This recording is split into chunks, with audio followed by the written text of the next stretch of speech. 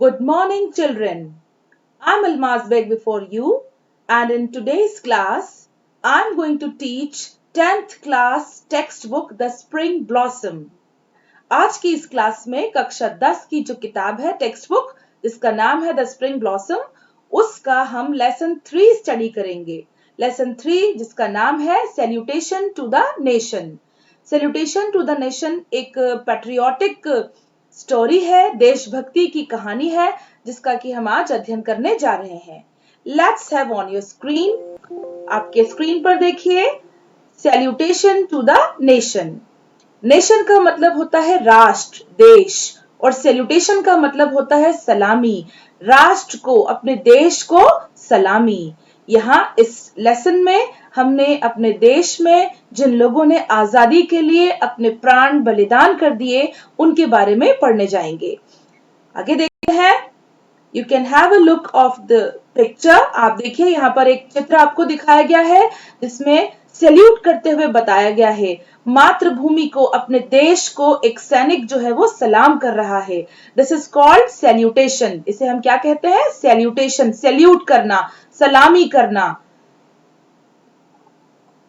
और जिस बारे में हम इस लेसन में पढ़ेंगे वो ये 3 देशभक्त हैं, 3 पैट्रियट्स हैं जिनका नाम है भगत सिंह, सुखदेव और राजगुरु। इन तीनों देशभक्तों की कहानी इस लेसन में हम आज पढ़ने जा रहे हैं।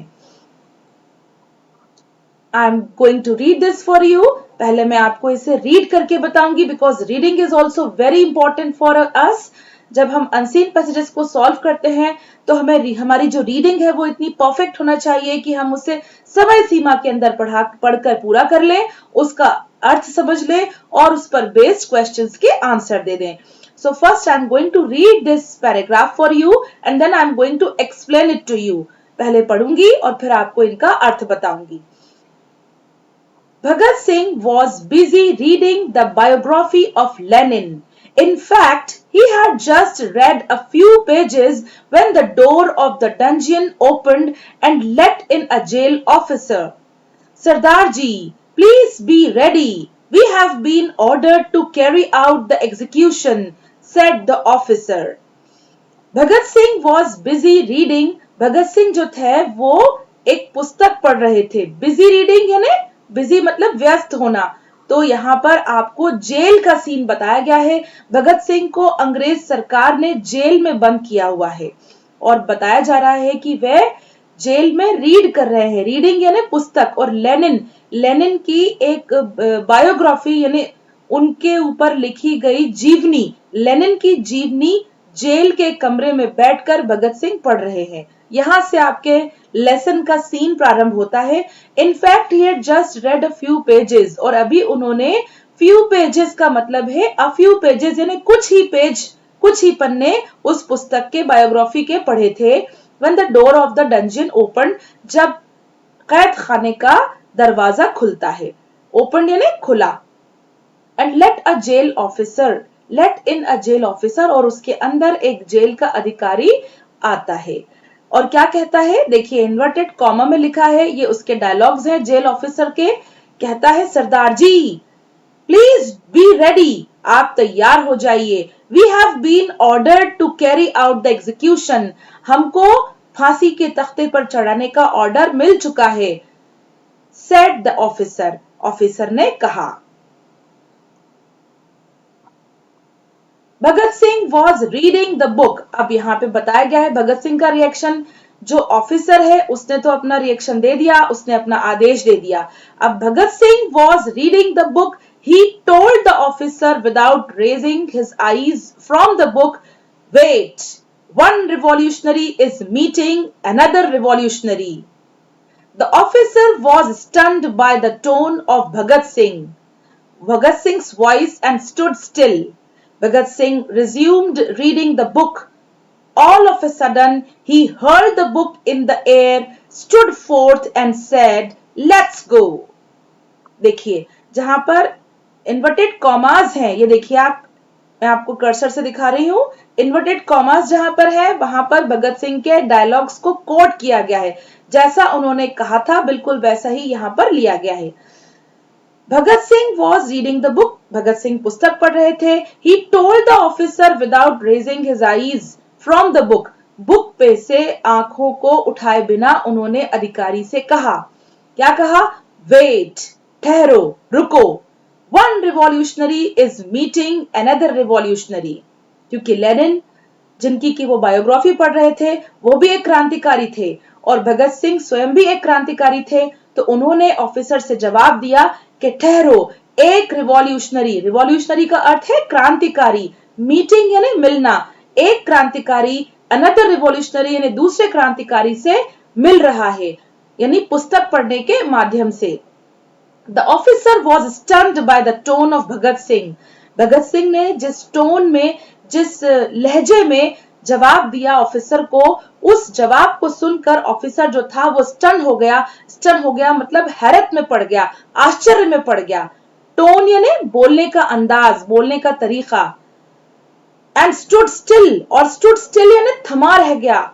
उसको ये आश्चर्य हुआ कि a person who is going to be to the place of execution, एक व्यक्ति जिसको कि फांसी के तख्ते पे लेके जाया जा रहा है, और वो इतने दिलेरी से, इतने बहादुरी से जवाब दे रहा है। Bhagat Singh resumed reading the book, ये जवाब देकर भगत सिंह फिर से पुस्तक पढ़ने लगे।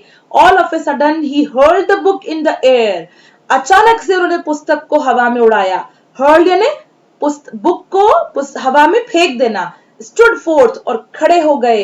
एंड सेड, और कहा, लेट्स गो, चलो, आगे चलो।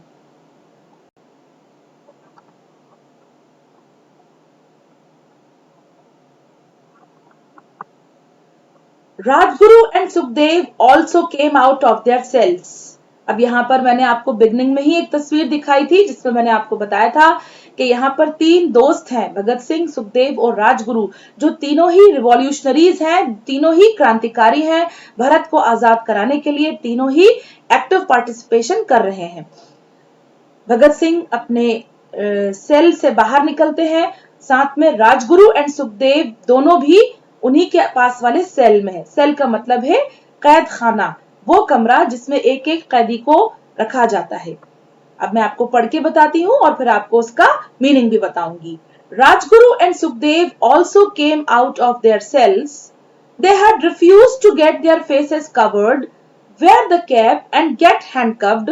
The three revolutionaries walked along singing a patriotic song in a jovial mood and were followed by the jail officials on all sides. A huge crowd had assembled at the gate, consisting of photographers, reporters, the public, and the members of Bhagat Singh's family. अब यहाँ पर बताया गया है कि जब उन तीनों को फांसी के तख्ते तक ले जाया गया तो क्या सीन था, क्या दृश्य था वहां पर। राजगुरु और सुखदेव भी अपने अपने सेल से बाहर आते हैं। They had refused to get their faces covered. अब आपको पता है कि जब किसी कैदी को फांसी के तख्ते पर ले जाया जाता है तो उसका फेस जो है एक ब्लैक कलर के क्लॉथ से, काले कपड़े से ढक दिया जाता है और उनके हाथों में हथकड़ियां लगा दी जाती हैं। लेकिन यहाँ पर उल्टा ही होता है। यहाँ पर दे शब्द आया है भगत सिंह, सुखदेव और राजगुरु के लिए। भगत सिंह, सुखदेव और राजगुरु ने रिफ्यूज कर दिया। रिफ्यूज मतलब मना करना। To get their faces covered, उनके चेहरों को ढकने से इनकार कर दिया। वेयर द कैप, और जो एक टोप लगाई जाती है, कैप लगाया जाता है, उसको पहनने से भी इनकार कर दिया। एंड गेट हैंडकफ्ड, और हाथों में हथकड़ी लगाने से भी इनकार कर दिया। बिकॉज दे वेयर ब्रेव, क्योंकि वे बहादुर थे, उनको किसी प्रकार का भी डर नहीं लग रहा था, क्योंकि वे अपनी मातृभूमि के लिए बलिदान होने जा रहे थे। The three revolutionaries walked along, तीनों क्रांतिकारी, रिवॉल्यूशनरीज, यहाँ पर रिवॉल्यूशनरीज का अर्थ है क्रांतिकारी। वॉकड अलोंग, एक साथ चलते चले। सिंगिंग अ पैट्रियोटिक सॉन्ग, पैट्रियोटिक, पैट्रियोटिक का मतलब होता है देशभक्ति के, सॉन्ग यानी गीत। इन अ जॉवियल मूड, जॉवियल मूड एक अच्छे मन से उन्होंने देशभक्ति के गीत गाना शुरू कर दिए। And were followed by the jail officials on all sides, यानी इन थ्री रिवॉल्यूशनरीज के दोनों साइड्स जेल के ऑफिशियल्स थे, जेल के अधिकारी चल रहे थे। बीच में ये तीनों क्रांतिकारी चल रहे थे and they both were singing the patriotic songs, और ये तीनों ही देशभक्ति के गीत गा रहे थे. A huge crowd had assembled at the gate consisting of photographs. Huge crowd यानी बहुत ही विशाल भीड़ वहां पर इकट्ठा थी. क्राउड का मतलब है भीड़, और huge यानी विशाल. Had assembled यानी इकट्ठा होना, एकत्रित होना. तो बहुत बड़ी संख्या में भीड़ वहां इकट्ठा थी. At the gate दरवाजे के ऊपर जेल के, जिनके अंदर शामिल थे कंसिस्टिंग यानी सम्मिलित होना. कौन कौन सम्मिलित थे? फोटोग्राफर्स जो कि फोटो खींचने आए थे, रिपोर्टर्स जो समाचार पत्रों में रिपोर्ट्स लिखना उनको थी, द पब्लिक और जनता, and the members of Bhagat Singh family, और भगत सिंह के परिवार के सदस्य भी इस क्राउड में, इस भीड़ में सम्मिलित थे, शामिल थे. Now the crowd was becoming unmanageable. Loud slogans were being raised both inside and outside the jail. Bhagat Singh's father, Sardar Kishan Singh, realized that the police might fire at or lathi charge the people any moment and many innocent people would die. अब दोनों तरफ jail के अधिकारी चल रहे हैं और gate के पास लार्ज क्राउड इकट्ठा हो चुकी है. इसके कारण से आगे बताते हैं कि क्या होता है. The crowd was becoming unmanageable. वो जो क्राउड है, वो जो भीड़ है, वो अनमैनेजेबल है, यानी उसको नियंत्रित करना संभव नहीं था, वो अनमैनेजेबल थी. Loud slogans were being raised both inside and outside the jail. Jail के इनसाइड यानी अंदर और आउटसाइड यानी बाहर. जेल के अंदर और बाहर लाउड स्लोगन्स, तेज आवाज में, स्लोगन्स का अर्थ होता है नारे, नारे लगाए जा रहे थे. रेज यानी लगाना. तो जेल के बाहर और अंदर लाउड वॉइस में स्लोगन्स यानी नारे लगाए जा रहे थे. भगत सिंह फादर, वहां पर भगत सिंह के पिता मौजूद थे जिनका नाम है सरदार किशन सिंह. रियलाइज्ड, उन्होंने इस बात को रियलाइज किया, इस बात का एहसास किया that the police might fire, कि ये सब देखकर कहीं पुलिस जो है वो फायर ना कर दे. एट और लाठी चार्ज, या फिर लाठी चार्ज ना कर दे इस क्राउड के ऊपर. The people any moment and many innocent people would die. जो लोग वहां इकट्ठा हैं उनको ये खतरा था. सरदार किशन सिंह को इस बात का आभास हो गया था कि ये अनमैनेजेबल है, इस पर नियंत्रण नहीं किया जा सकता, और यह देखकर पुलिस इन पर फायर कर सकती है, गोली चला सकती है, या फिर इन पर लाठी चार्ज कर सकती है. लाठी चार्ज का मतलब होता है डंडे से मारना, अनियंत्रित भीड़ को डंडे से डराना या उनको भगाना. तो इसका खतरा सरदार किशन सिंह को महसूस हो गया था. इनोसेंट मतलब बेकसूर, जिनका कोई अपराध नहीं है, ऐसे लोगों, और इसके कारण से बेकसूर लोग जो है उसमें मर सकते थे, ऐसा आभास सरदार किशन सिंह को हो चुका था. He asked his wife, "Let us go, lest some misfortune should befall the harmless innocent people." Bhagat Singh's mother was reluctant to leave the place, but she had to give in to her husband's plea. यहां पर बताया गया है कि सरदार किशन सिंह यानी भगत सिंह के पिता उनकी माता से कहते हैं. He asked his wife, उन्होंने अपनी पत्नी से कहा, let us go, हमें यहां से चलना चाहिए. Let some misfortune, least some misfortune should befall the harmless innocent people. हो सकता है ये जो harmless innocent people यानी बेकसूर लोग, जिनकी की कोई गलती नहीं है, जो यहाँ पर इकट्ठा हुए हैं, हो सकता है इनके साथ कोई मिसफॉर्चून यानी कोई दुर्भाग्यपूर्ण घटना घटित ना हो जाए, तो हमें यहाँ से चलना चाहिए. भगत सिंह's mother was reluctant to leave the place. Bhagat Singh की जो माता थी, reluctant का मतलब है अनिच्छुक, उनकी वहां से जाने की इच्छा बिल्कुल नहीं थी, लेकिन अपने पति का आदेश सुनकर उन्हें वहां से जाना पड़ा. To leave the place, but she had to give in to her husband's plea. Plea का मतलब है हस्बैंड की अर्जी, जो हस्बैंड ने उनसे रिक्वेस्ट की कि यहाँ से हमें चलना चाहिए. इस बात का उन्होंने मान रखा और वे वहां से चले गए। Sardar Kishan Singh managed to drive away the crowd a little further from the gate to avoid some untoward incident and started delivering a speech to divert their mind from the gallows.